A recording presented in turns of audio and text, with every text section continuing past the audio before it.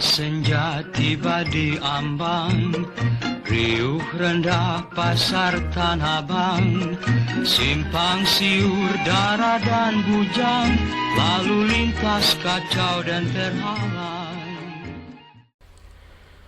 Assalamualaikum warahmatullahi wabarakatuh. Apa kabar para sahabat? Ini adalah podcast yang pertama yang saya rekam.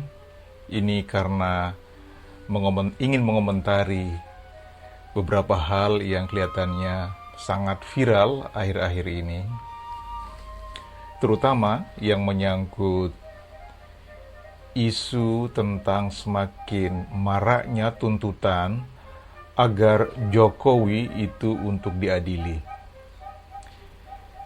Tadinya memang hanya ada tulisan mural itu di beberapa kota, di Jakarta, Solo, dan juga di Medan. Tetapi kemudian tulisan mural ini lalu berkembang menjadi gerakan sosial yang meluas, yang turun menjadi demo, dan tuntutan ini semakin intensif terjadi dan menyebar di beberapa kota. Bahkan terakhir itu demo menuntut Jokowi diadili juga sudah mendekati rumah Jokowi di Solo. Kira-kira bagaimana kita melihat fenomena ini bila kita berkaca dari pengalaman-pengalaman sebelumnya? Jadi kalau kita ingin sedikit jeli melihat perkembangan terakhir ini, mau tidak mau, kita harus mengakui bahwa tuntutan ini semakin intensif. Karena intensif, maka kemungkinan besar ini akan semakin meluas, semakin melebar, dan kelihatannya tidak akan semakin menurun intensitasnya, meskipun ada upaya untuk melakukan pengalihan perhatian dari sorotan publik. Yang akhir-akhir ini kalau kita lihat memang kelihatan sekali ada upaya itu ya.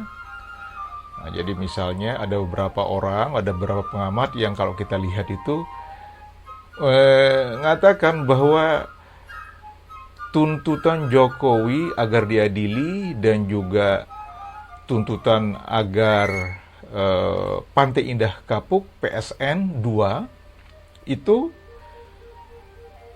yang melibatkan Aguan dan Jokowi, itu banyak sekali hal yang coba dilakukan untuk mengalihkan perhatian publik dari dua tuntutan ini, yaitu tuntutan PIK 2 dan tuntutan untuk mengadili Jokowi.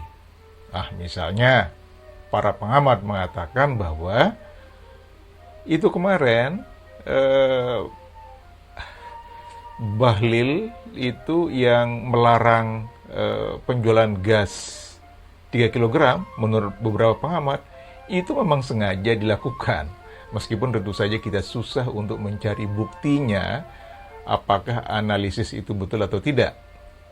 Tetapi kalau kita menggunakan akal sehat, itu bisa saja terjadi meskipun kita tidak mempunyai bukti yang cukup untuk menyimpulkan secara tajam bahwa ini 100% iya, itu memang tidak bisa ya.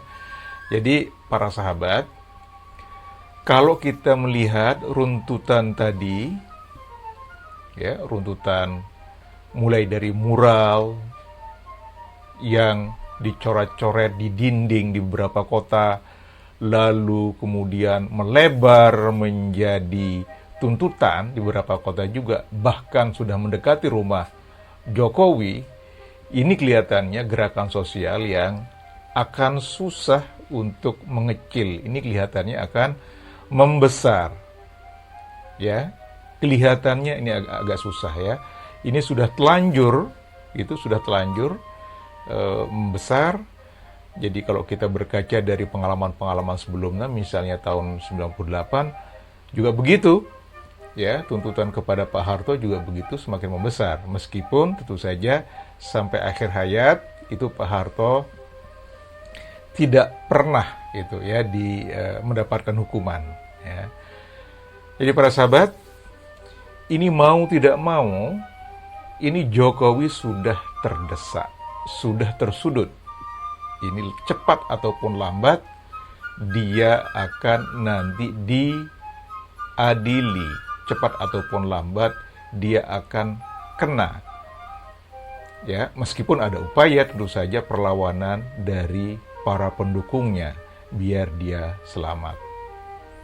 Jadi kita tunggu saja bagaimana nanti akhir dari drama Jokowi ini yang telah melakukan banyak sekali kezaliman selama dia 10 tahun memerintah, juga dugaan korupsi ya selama dia memerintah, juga dosa-dosa politiknya, ya juga banyak hal selama dia memerintah yang bisa dipersoalkan, yang membuat tuntutan ini menjadi semakin besar. Begitu saja dulu para sahabat. Jadi insya Allah kita akan sambung untuk podcast yang berikutnya. Assalamualaikum warahmatullahi wabarakatuh.